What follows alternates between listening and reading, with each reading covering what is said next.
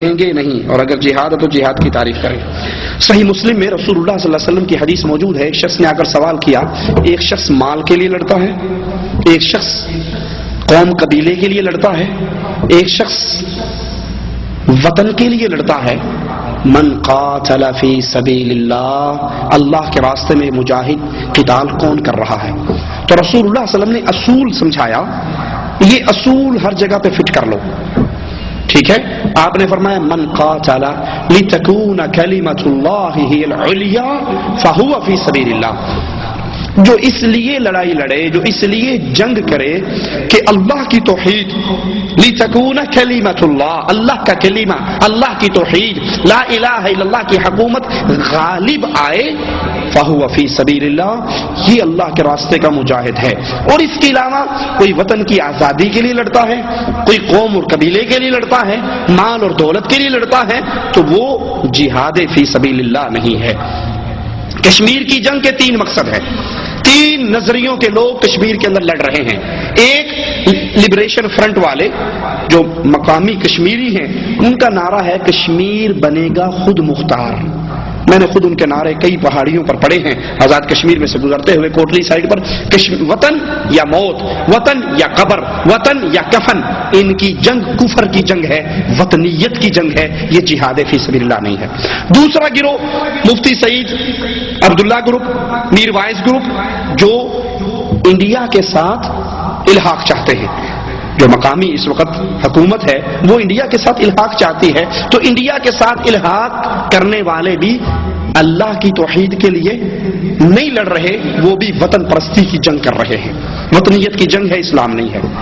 کڑوی بات ہے لیکن مجبور ہوں، مسجد میں کھڑا ہوں، ڈنڈی نہیں مار سکتا، جھوٹ نہیں بول سکتا۔ قیامت کے دن آگ کی لگام پہنائی جائے گی اس مولوی کو جو لوگوں کے ماتھوں پہ پڑنے والے بل کو دیکھ کر مسئلہ بدل جاتے ہیں۔ مسجد میں کھڑا ہوں، جھوٹ نہیں بول سکتا، پوچھا گیا ہے تو مجبور ہوں جواب دینے پر۔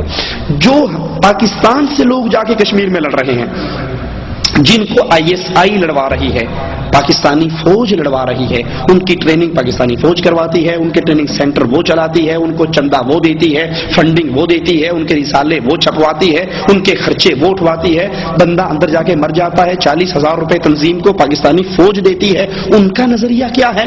کشمیر بنے گا، بولو، کوئی پاکستانی نہیں بیٹھا یہاں پر، کشمیر بنے گا، کشمیر بنے گا پاکستان۔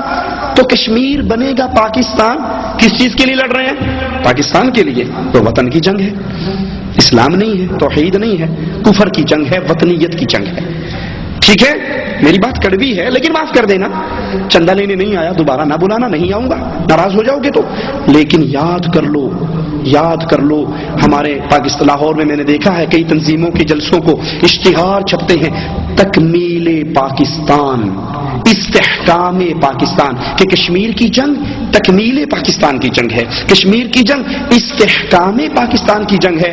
ایک مولوی صاحب بہت بڑے ہیں، میں نام نہیں لیتا، ان کی تقریر سن رہا، وہ کہنے لگے تم نہیں سمجھتے پاکستانیوں، اگر انڈیا کشمیر میں جیت جاتا ہے تو پھر اگلا اٹیک پاکستان پر ہوگا۔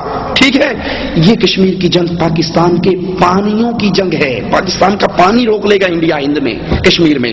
تو یہ سارے نعرے وطنیت کے نعرے ہیں، یہ لا الہ الا اللہ کے نعرے نہیں ہیں، یہ توحید کے نعرے نہیں ہیں۔ اور جو لاہور سے اٹھ کر سری نگر میں لڑنے کے لیے جا رہا ہے اور وہ کہتا ہے میں تو توحید کے لیے لڑ رہا ہوں، تو اس کو پوچھو تجھے لاہور میں حجویری کا دربار نظر نہیں آتا؟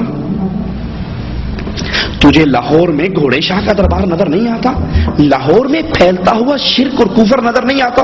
اپنے گھر میں آگ لگی ہے، کسی کی جھوپڑی کی آگ بجھانے جا رہا۔ ٹھیک ہے، تو جنگ ہوتی ہے لا الہ الا اللہ کے لیے جو لڑی جائے، وہ توحید کی جنگ ہے۔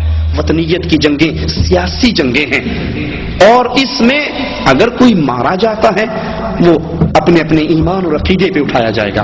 مواحد مرے گا، رسول اللہ صلی اللہ علیہ وسلم نے فرمایا من قتل دون عرضه فهو شہید، من قتل دون ماله فهو شہید، جو جان بچاتے ہوئے مارا گیا شہید ہے، جو عزت بچاتے ہوئے مارا گیا وہ شہید ہے، جو مال بچاتے ہوئے مارا گیا وہ شہید ہے۔ اپنے اپنے مواحد مرے گا تو جنتی ہے، مشرک مرے گا تو وہ کشمیر میں مرے، افغانستان میں مرے، عراق میں مرے، جہاں مرضی مر جائے، یا علی مدد کہنے والا مرے گا تو سیدھا جہنم میں۔ غریب نواز کا بندہ مرے گا تو جہنم میں، کشمیر میں لڑنے کی وجہ سے وہ جنتی نہیں ہو سکتا. ٹھیک ہے؟ ایمان توحید پہلے ہے، باقی سارے عقیدے اور معاملات بعد میں ہیں.